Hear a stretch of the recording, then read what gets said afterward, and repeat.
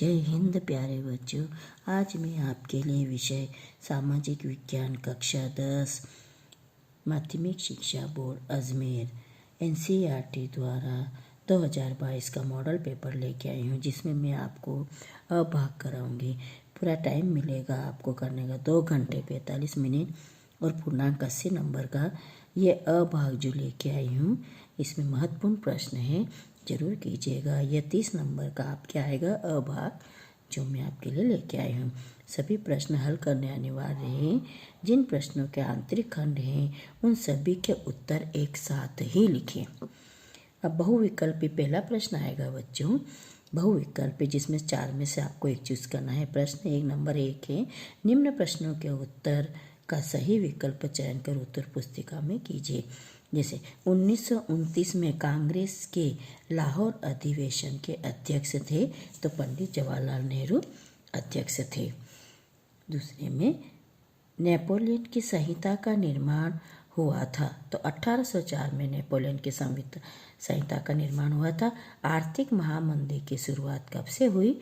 1929 को आर्थिक महामंदी की शुरुआत हुई। अ के अंतर्गत ज्वारीय ऊर्जा निम्नलिखित में किस प्रकार का संसाधन है?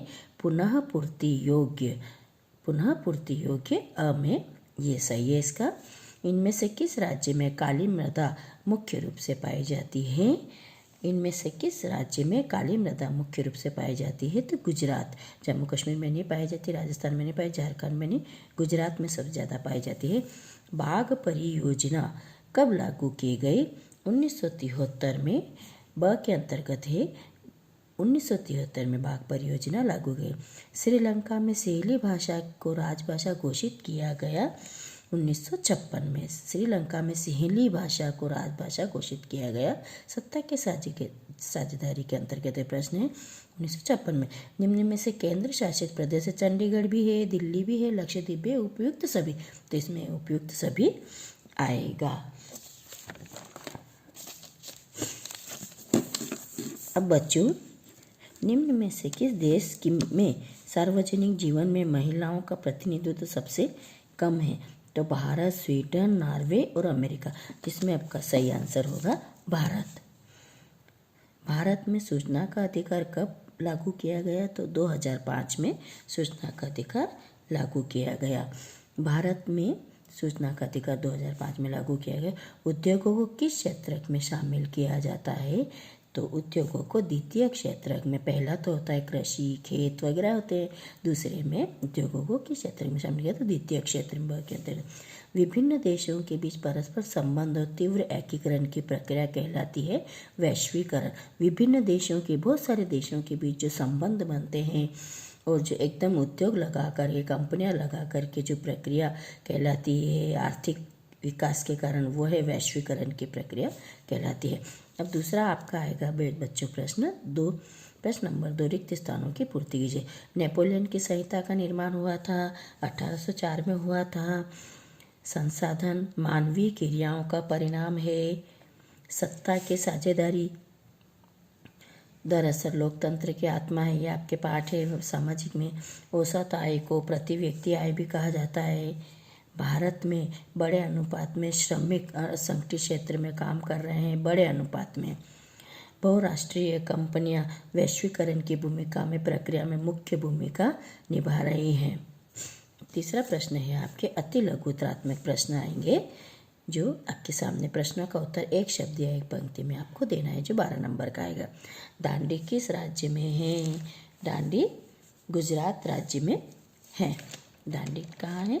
गुजरात राज्य में दांडी है। वीटो किसे कहते हैं? वीटो लैटिन भाषा का शब्द है और मैं निषेध करता हूँ किसी देश के अधिकारी की एकरूपता से किसी कानून को रोक लेने का यह एकाधिकार है। वीटो के सहारे एक ही सदस्य की असहमति किसी भी प्रस्ताव को निरस्त करने का अधिकार रखती है। आर्थिक महामंदी की शुरुआत कब से हुई? 1929। पृथ्वी का कितना भाग जल से घिरा हुआ? 71%। जल संरक्षण का एक उपाय बताइए। नदियों के जल को एक दूसरे से मिलाना, यह जल संरक्षण हो जाएगा अपने लिए। बेल्जियम कहाँ है? बेल्जियम यूरोप बेल्जियम यूरोप का एक छोटा सा देश है।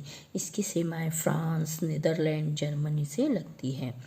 रेशे वाली फसल का नाम बताइए। कपास, रेशे जिसमें रेशे निकले रहते हैं वो कपास है फसल का नाम। अब अगला प्रश्न है आपके अति लघुत्रात्मक के अंतर्गत, जब 2006 में नार्मन की मौत हुई तो उसकी अस्थि को कंधा देने के लिए 2 लोगों के नाम बताएं। स्मिथ और कार्लोस 2 लोगों के नाम थे। मानव विकास रिपोर्ट का प्रकाशन किसके द्वारा किया जाता है?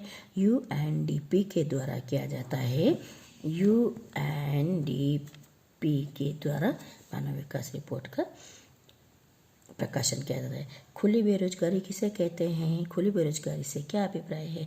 खुली बेरोजगारी वह स्थिति है जिसमें लोगों के पास कोई काम नहीं होता है तथा वे बेकार ही बैठे रहते हैं, वे खुली बेरोजगारी है। ऋण की कोई एक शर्त बताओ।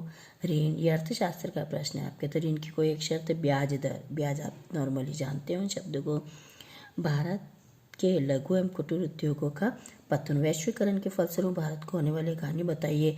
तो भारत के लघु एवं कुटीर उद्योगों का पतन इसमें हुआ है। ये आपके अभाग अगले पार्ट में मैं आपके लिए ब भाग लेके आऊँगी। जरूर देखिए, IMP प्रश्न है, जरूर तैयारी करें परीक्षा के लिए। धन्यवाद।